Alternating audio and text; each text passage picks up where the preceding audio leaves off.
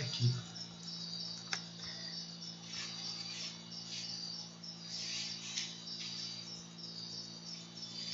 Pronto. Gente, muita paz, que o Mestre Jesus continue nos abençoando. Hoje nós temos o estudo do capítulo 12 do Evangelho segundo o Espiritismo, intitulado Amai os vossos inimigos, e cujo tema é o duelo. Mas o que é o duelo? Em que consiste o duelo? O duelo, na definição do dicionário, é uma luta previamente ajustada entre duas pessoas. É uma luta realizada em campo aberto, na presença de testemunhas, com armas iguais e que tem por objetivo o desagravo da honra de um dos combatentes. Também é considerado duelo qualquer oposição conflituosa de ideias. Eu coloquei na cor vermelha e também sublinhado, porque no nosso tempo temos muita oposição de ideias, muita batalha nessa situação aí, muitos conflitos. Enfrentamento entre pessoas. Toda forma de luta, disputa, querelas, enfrentamento físico ou intelectual pode ser considerado duelo. Mas falemos do duelo tradicional. Como ele começou, quando ele começou, quais eram as armas que eram utilizadas. O duelo foi tratado como duelo a partir da Idade Média, né? No ano 476 começou a Idade Média. Então, quais eram as armas utilizadas? O florete, a espada, o sabre. A diferença entre eles é o tamanho e o peso. Há pouca diferença, mas para distinguir o florete de uma espada de um sabre, é isso. Por exemplo, a espada tem 1,10 m. Já o florete, o comprimento é menor. O peso, a espada 750 gramas, o florete 500 gramas. Mas também tinha duelo realizado com pistolas. E nós observamos que num determinado tempo as fábricas de armas, elas começaram a fabricar pistola, né? Você veja aí um estojo com 2 pistolas, que tinha que ser armas iguais, para duelo. Tinha mesmo na caixa pistolas para duelo. Então, essas fábricas já começaram a ganhar dinheiro nessa situação aí do duelo. Então, a gente tem aí na Idade Média a turma lutando em cima de cavalo com aquelas hastes, com as roupas de ferro, realizando duelo. Também aqui com espadas. Mas já no século XIX, século XX, também tínhamos muito duelo. Né? Aqui é uma imagem, foto de duelo real.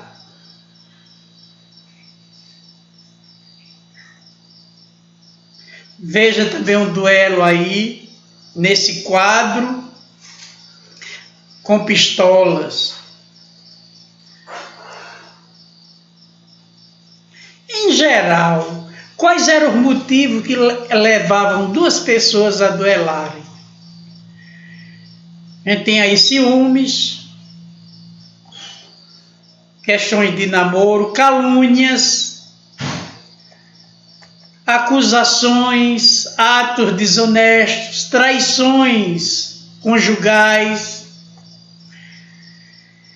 desavenças, discussões políticas. E aqui eu coloquei com a letra vermelha para que a gente não comece a duelar nessa área política, porque todos vão sair feridos e ninguém vai ter lucro algum. O objetivo também da doutrina espírita não é esse, não é o foco, e principalmente nesse período não é a época. Não é momento de tratar dessa questão, porque os ânimos nessa área estão muito aflorados. E eu peço encarecidamente que, quando chegarmos nas discussões, a gente não entre nessa área política para evitar desentendimento. Não vamos duelar, porque aí todos nós vamos ficar extremamente feridos.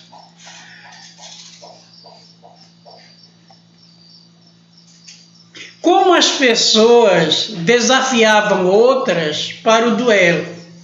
Como era o processo para você chamar uma pessoa para duelar com você, um desafeto? O mais tradicional entre os nobres, e que está registrado na história, era que o ofendido, tirava a luva da mão e passava a luva no rosto do outro. Ou a pessoa que queria duelar chegava próximo do outro, jogava a luva no chão. Se o outro baixasse e pegasse a luva, ele estava ali aceitando o duelo. Então, às vezes na hora falava, escolha as suas armas, ou deixava para o juiz, porque o duelo havia regras. E quais eram as regras do duelo? Cada duelista chamava 2 padrinhos que assistiam o duelo, que dava apoio naquele momento. Tinha também o duelo um juiz para arbitrar, para estabelecer as normas. Às vezes tinha duelo que cada um ficava de costa para o outro, se afastava contando cada um 10 passos, e quando ele afirmava que já, ele se virava e atirava. Mas tinha um juiz. Os padrinhos de cada duelista acertavam o dia, o horário e o local, que geralmente eram em locais afastados da cidade. A verdade é que nessa questão de duelo, milhares de pessoas durante os séculos morreram, deixando atrás de si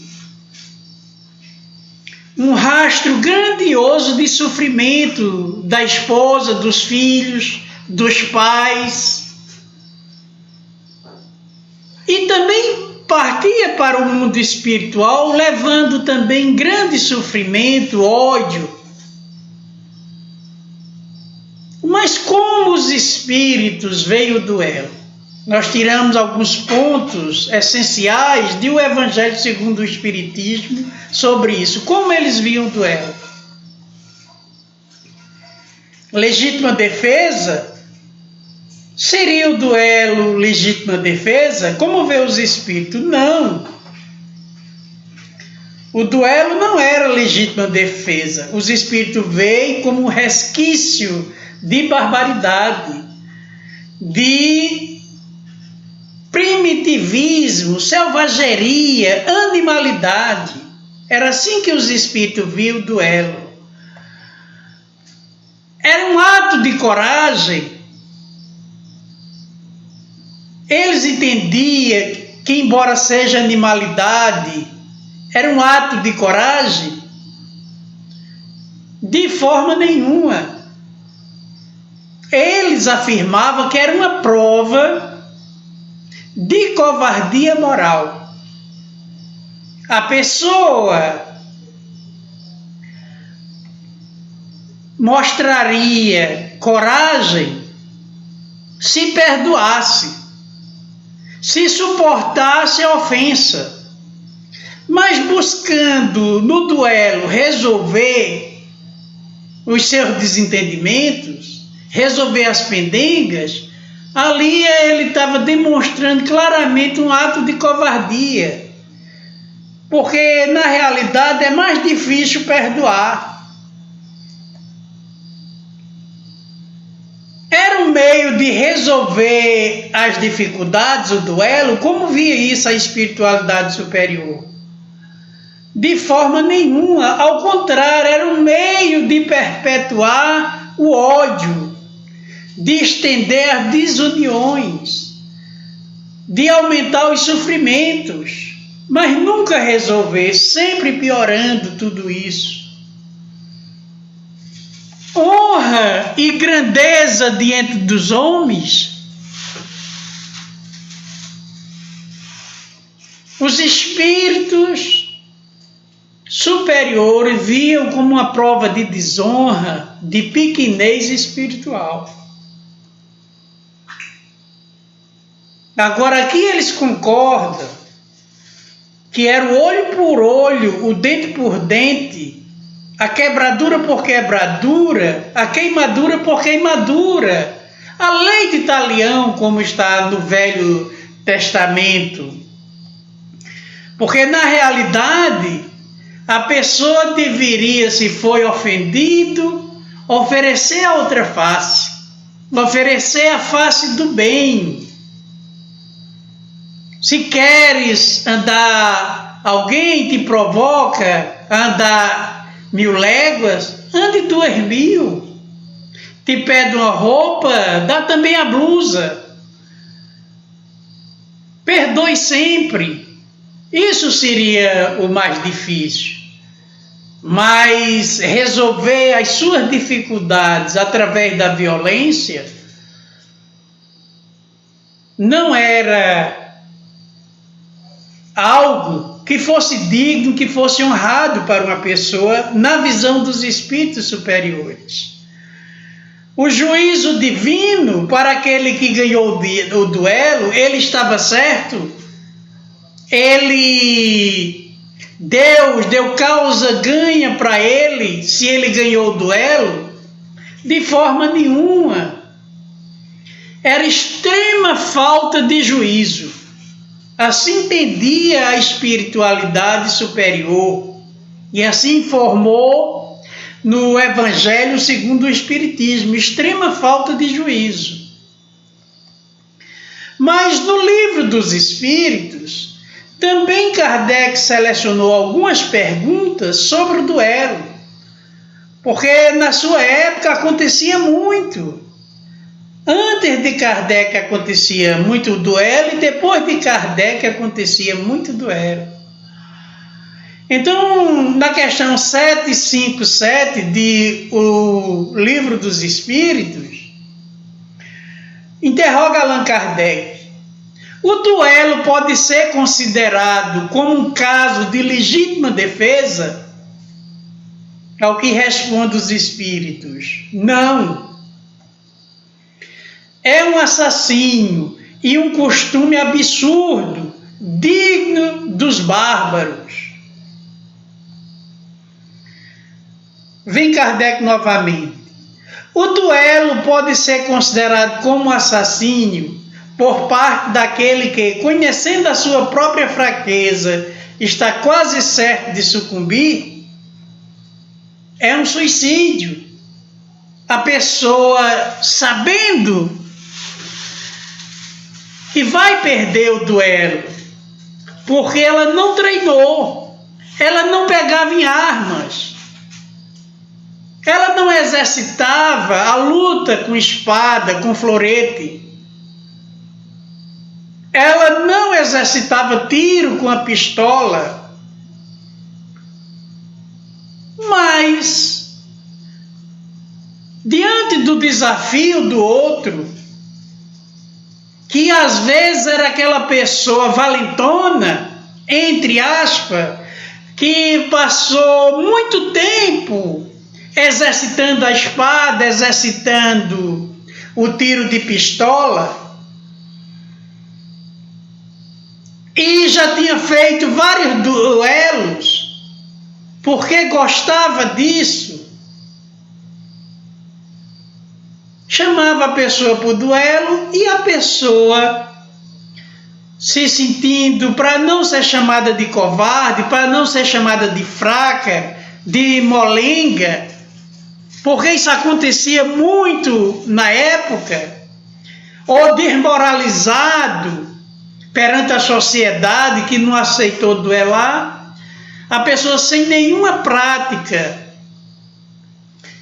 ia participar desse duelo, onde já sabia praticamente que iria morrer, porque o outro era uma pessoa adestrada, vamos dizer assim, era um atleta, e ele não era nada, nunca tinha utilizado arma, mas para não ficar desmoralizado, ser chamado de covarde, ele aceitava, mas na verdade era um suicídio. Ele tinha praticamente tudo para morrer.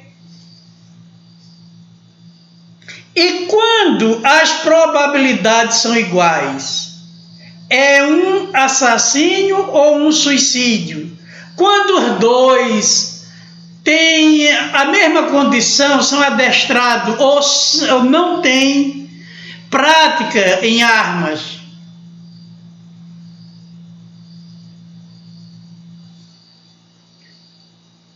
vai acontecer ali um assassínio ou um suicídio? E os espíritos dizem um e outro. O que mata é assassino e o que morre é um suicida. E às vezes nesse duelo morriam os dois, ou ficavam feridos os dois.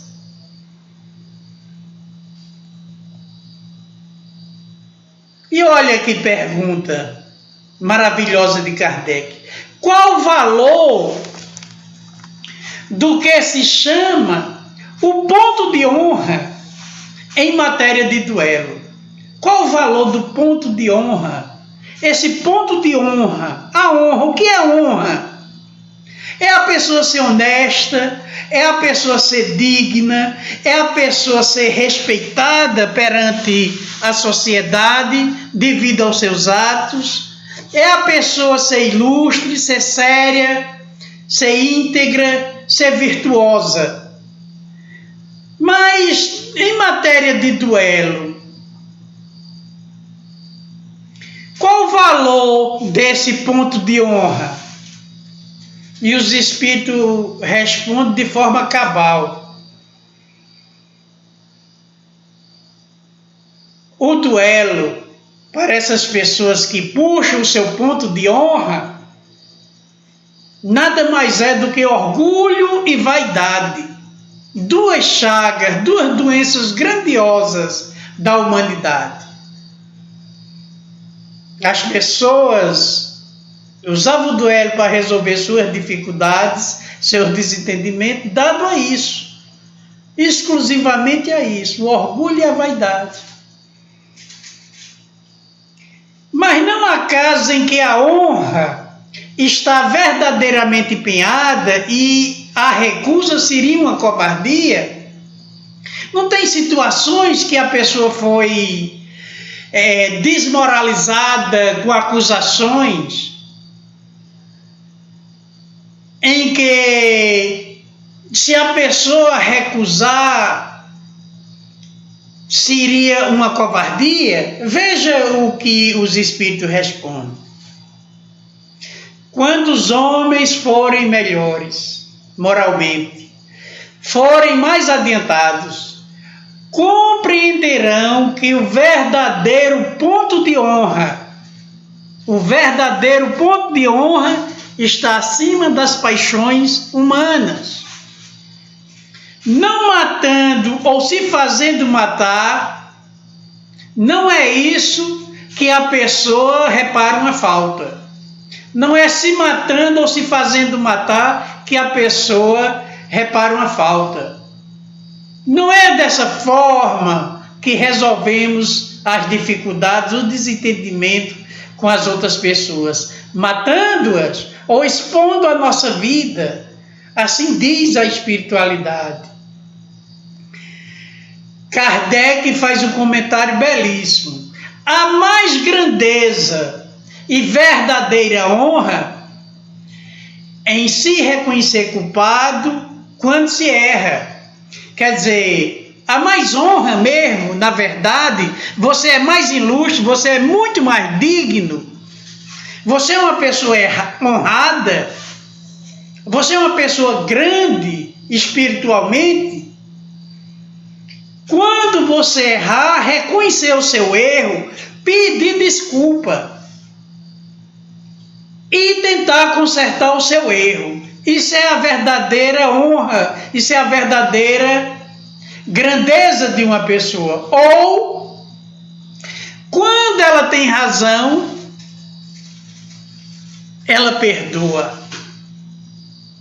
Quando ela foi ofendida, foi desmoralizada, mesmo assim, ela perdoa outra pessoa. Isso é a verdadeira honra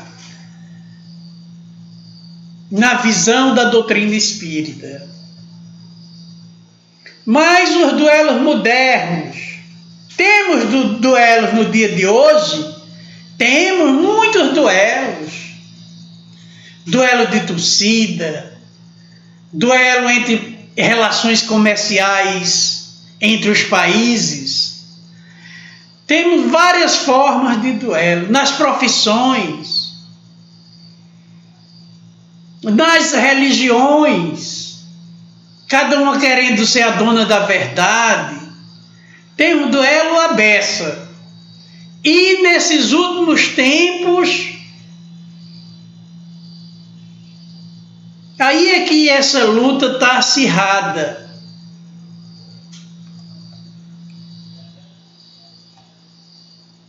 Vou dar um exemplo aqui, as redes sociais. No Facebook, WhatsApp, Twitter, Instagram. Quanto duelo, meu Deus. A gente abre uma página, logo, logo vem alguém falando mal de uma situação, criticando o outro. Uma coisa assim constante. É um duelo. Fulano está com a verdade, Cicrano mentiu. É uma situação incrível. Nos últimos dias, nos últimos tempos, aí é que está acirrado mesmo essa questão do duelo. Agora, triste, realmente muito triste, é a gente ver que tem espírita destilando e disseminando veneno, sabe, também no meio dos outros, levando ódio, perpetuando a inimizade, onde poderia passar uma mensagem de paz, porque nós temos uma riqueza grandiosa de informações, de mensagens, de videozinho curto, textos belíssimos, pequenos, não cansativos, que poderíamos colocar levando harmonia, levando fraternidade, levando solidariedade, levando a paz. Mas realmente é uma situação triste, o espírita destilando ódio nas redes sociais, disseminando o mal. E o espírito André Luiz tem a oportunidade de dizer: se você é espírita, é natural que Jesus espere de ti um pouco mais. Se você é espírita, é natural que Jesus espere de ti um pouco mais. Porque nós temos nessa área moral de entendimento mais informações de uma riqueza belíssima, de fraternidade, de amor, mensagens consoladoras. Sabemos que cada um responderá por si.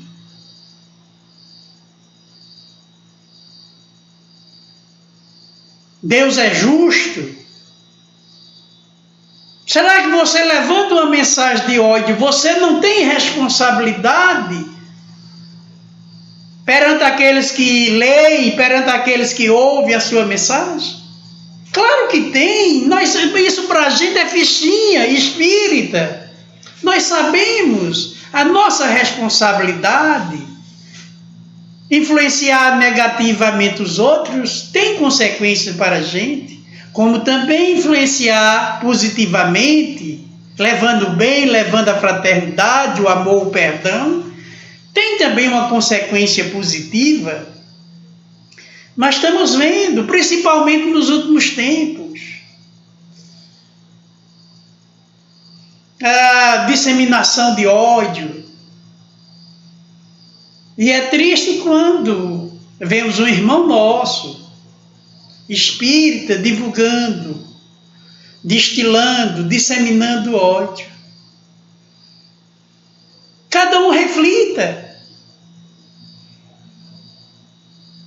Se isso é a postura mais adequada para o espírita.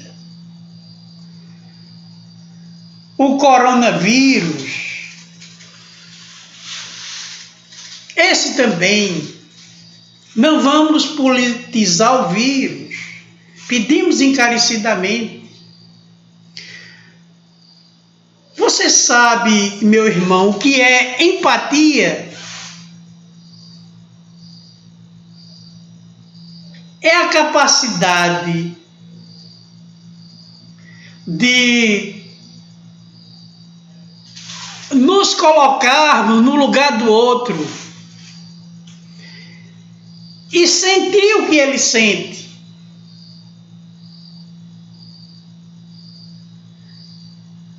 Isso é empatia. Pois bem, o coronavírus. No dia 18 de março, o nosso grupo espírita fechou as portas do centro, dadas as determinações do nosso município, do governo estadual. E eu pensei, daquelas decisões, também tive o meu ponto de vista como deveria ser. Eu creio que todos os amigos tiveram o que acharam naquela época, que se deveria fechar, não fechar, ficar em casa, ficar sem trabalhar. Ser a favor do isolamento vertical, horizontal, tudo isso todos nós já estamos dominando. Mas alguns dias depois desse isolamento, um amigo nos falou: Jânio, graças a Deus houve esse isolamento. Graças a Deus. Pense numa coisa maravilhosa, porque meus pais são pessoas idosas, apresentam alto risco de morrerem com esse vírus, tem diabetes, outras doenças. E o isolamento vai fazer com que eles não peguem esse vírus. Eles tomam vários remédios por dia. Deus me livre, eu quero meus pais comigo.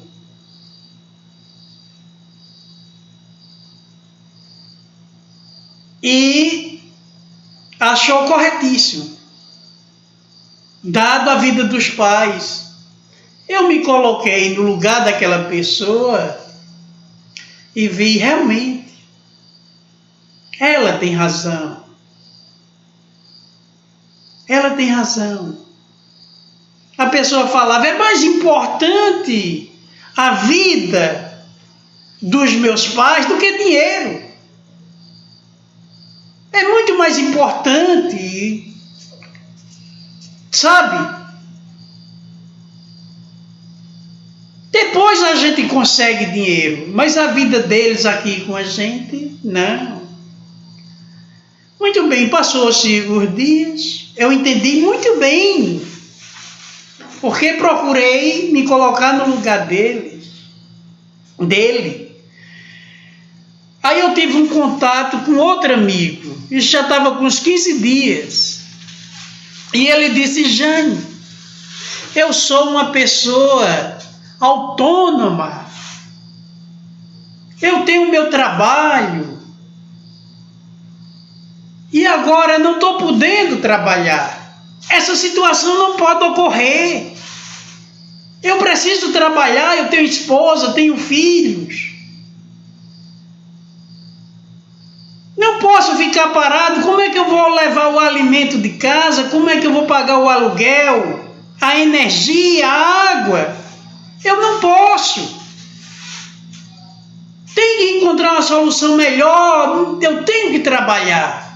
Eu tenho débitos. Eu sei que o governo está pagando R$600, mas para mim é muito pouco. Eu ganho muito mais. Eu me coloquei no lugar da pessoa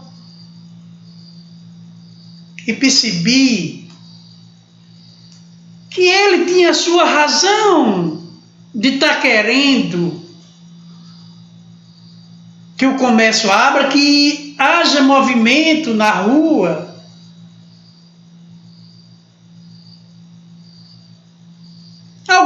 Alguns dias depois, um outro amigo, cara, eu perdi meu emprego. É a coisa mais que eu prezo. Eu perdi meu emprego. E foi muito difícil consegui-lo. E agora? Como é que vai ficar? Como é que será a minha vida? Eu estou desesperado. Eu me coloquei no lugar dele. Vi também que ele tinha despesas. E ele estava preocupado que o comércio abrisse, que pudesse voltar aos trabalhos, que aí ele ia batalhar para o trabalho. Mas vi também, numa dessas redes sociais, um empresário mostrando as contas, super perturbado, sofrendo muito. Eu parei minhas máquinas. Eu comprei máquinas à prestação. Eu tenho prestação para pagar. Eu demiti a metade dos meus funcionários bons. Pessoas que tinham família. Mas eu não podia pagar, não estava vendendo nada, tive de demitir. Tem que abrir um comércio, tem que abrir as fábricas. Não pode ser. As despesas são altíssimas, eu batalhei muito para conseguir Está aqui as contas e mostrava os papéis e explicava cada coisa. Não é certo, não é justo. E eu me coloquei no lugar daquela pessoa e realmente ele tinha sua razão. Mas todos eles que falaram comigo, todos eles tinham sua razão. Mas como se são posições diferentes,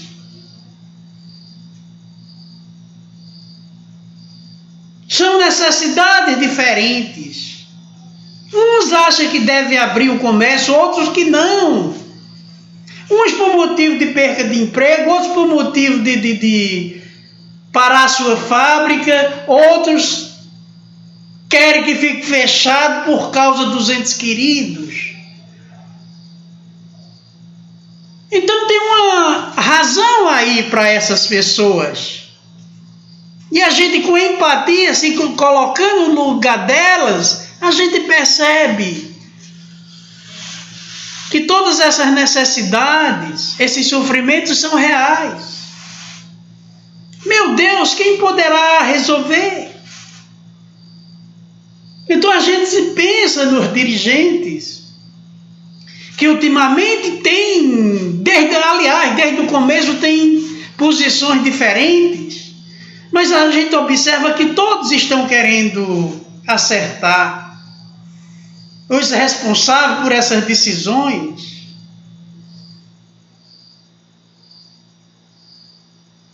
Então que Deus ilumine a todos. Que todos se unam para resolver essa equação que na realidade é muito difícil. A gente critica isso, mas se a gente colocar no lugar daquela pessoa, talvez a gente fizesse. Não são situações fáceis. A gente precisa unirmos-nos. Todos nós ficarmos unidos para enfrentar tamanha dificuldade. E não duelando. E não só vendo o nosso lado, as nossas razões. Orar, Deus ajude a todos, ilumine os dirigentes, ilumine os idosos, ilumine os filhos que não querem perder seus pais, ilumine aquelas pessoas que estão perdendo seus empregos, ilumine aquelas pessoas que também estão tendo prejuízo nas suas fábricas, no seu comércio. É hora de nos unirmos e pedir ajuda à divindade. E jamais ficar duelando, lutando. Deve ser assim, eu estou certo, você está errado, você não presta. Um fogo totalmente desnecessário numa hora tão imprópria. E nós espíritas podemos contribuir com isso, orando, colocando boas mensagens, pedindo ao Pai Celestial que ajude, que isso vai passar, que todos tenham força para recomeçar, para resolver seus problemas imediatos, mas que a gente precisa entender a todos, nos unir e não brigarmos, mas absolutamente não brigarmos. E o Espírito tem toda essa informação para ajudar. O Cristo precisa de todos nós nessa hora. Além de tudo, nessa situação toda, é uma oportunidade grandiosa. Hoje nós temos essa oportunidade grandiosa de exercitarmos o amor, o respeito às pessoas que pensam diferente da gente. Entendê-las. nos colocar no lugar delas e tentar sentir o que está se passando, compreendê-las, ajudando-as com a mensagem belíssima, riquíssima da doutrina espírita, levando esperança, levando harmonia, levando paz, e jamais levar ódio, jamais levar divisões, jamais levar coisa ruim, negativa nos nossos contatos, nas nossas mensagens pelas redes sociais. É uma hora belíssima para a gente aprender a respeitar diferenças, respeitar aquela pessoa que não pensa como a gente e torcer que ela vença, que ela tenha paz, que tudo dê certo para todos. Por que não vermos aquelas pessoas que consideramos pessoas nossas adversárias nas ideias e aprendamos a exercitar o respeito, a consideração e inclusive amá-las?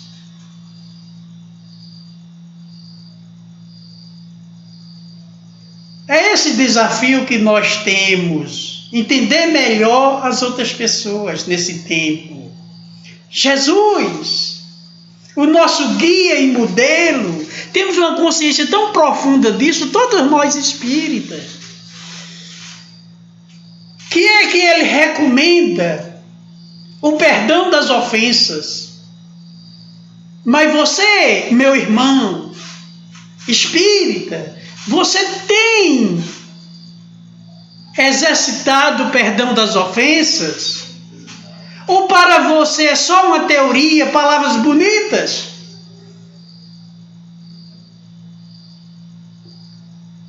E fica só nas palavras bonitas? Amar os inimigos.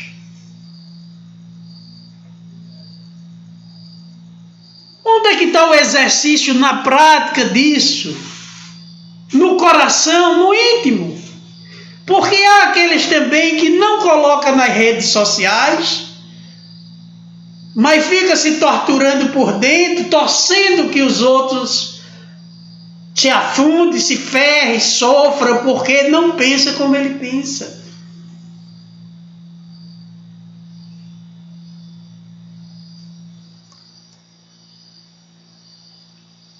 Será que Jesus não recomendou o respeito às diferenças? Claro que recomendou, mas temos exercitado o respeito às outras pessoas?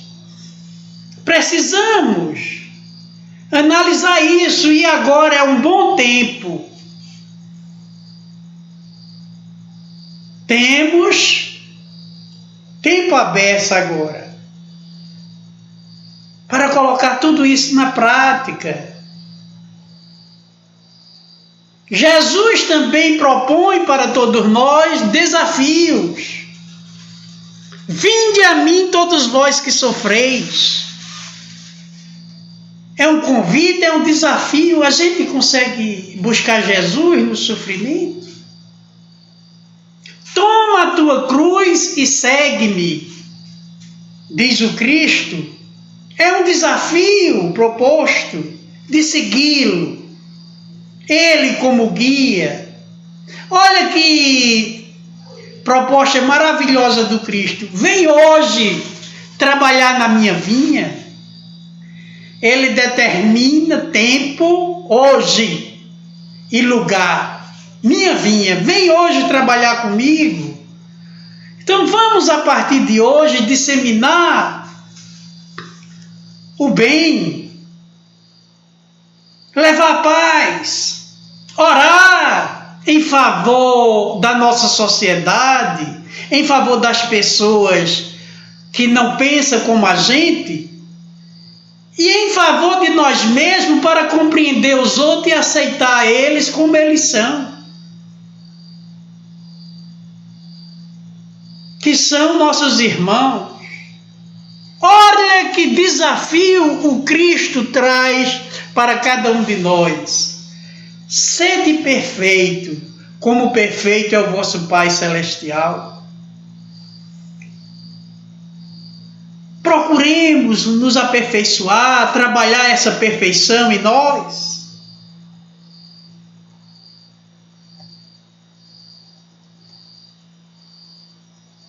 A gente pode dizer, eu quero ganhar todos os duelos, porque a gente tem duelos saudáveis. Eu quero ganhar todos os duelos. Que faço para estar certo em tudo?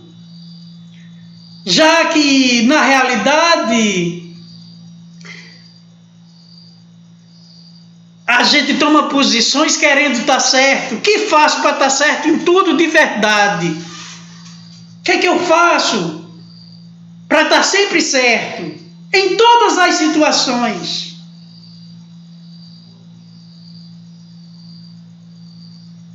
E aqui eu trago a resposta.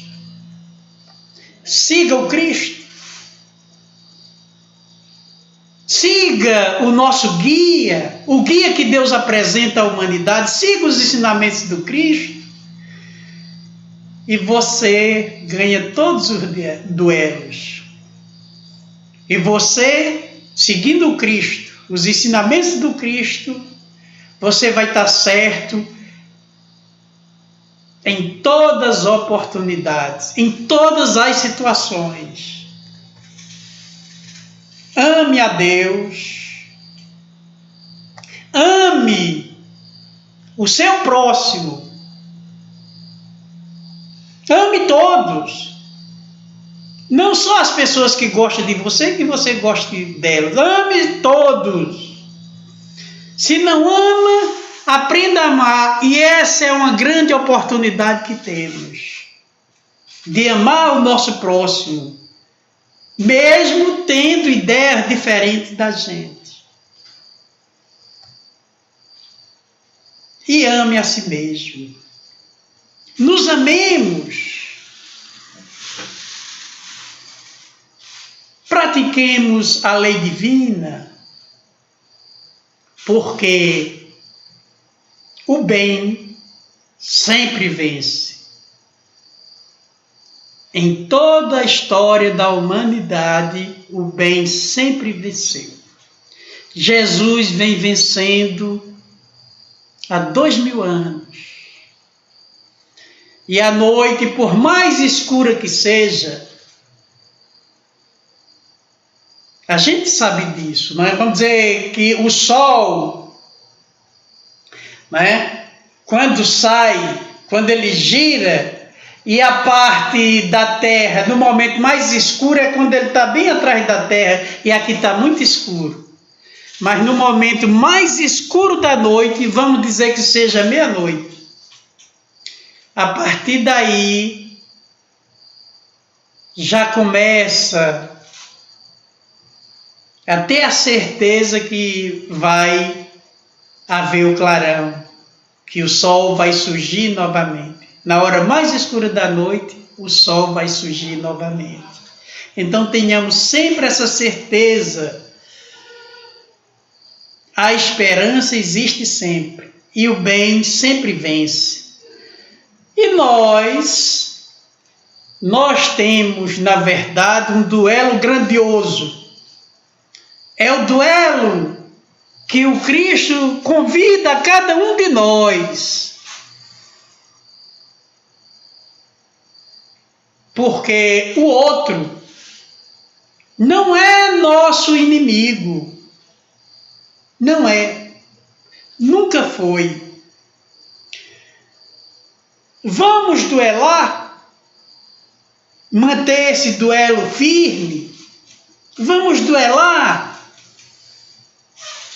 com as nossas imperfeições? Recomendo Cristo.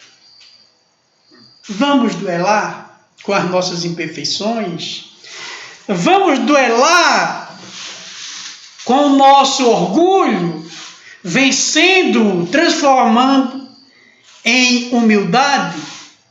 Vamos duelar com o nosso egoísmo, transformando o egoísmo em caridade?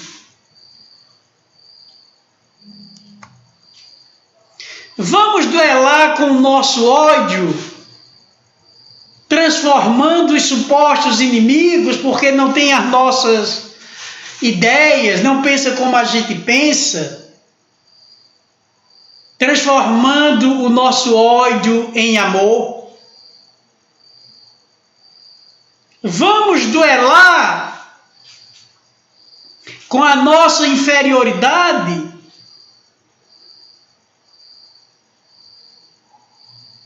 essas imperfeições que temos dentro de nós são os nossos adversários. Vamos vencê-los todinho, todos.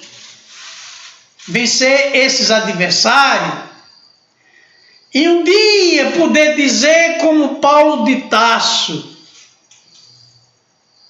venci o bom combate. Esse é o bom combate. E não combater os outros, duelar com os outros, de forma nenhuma. Duelar conosco mesmo, porque o nosso maior inimigo está dentro de nós. São as nossas imperfeições. Vamos para esse bom combate. Que Jesus nos abençoe, nos envolva na sua paz.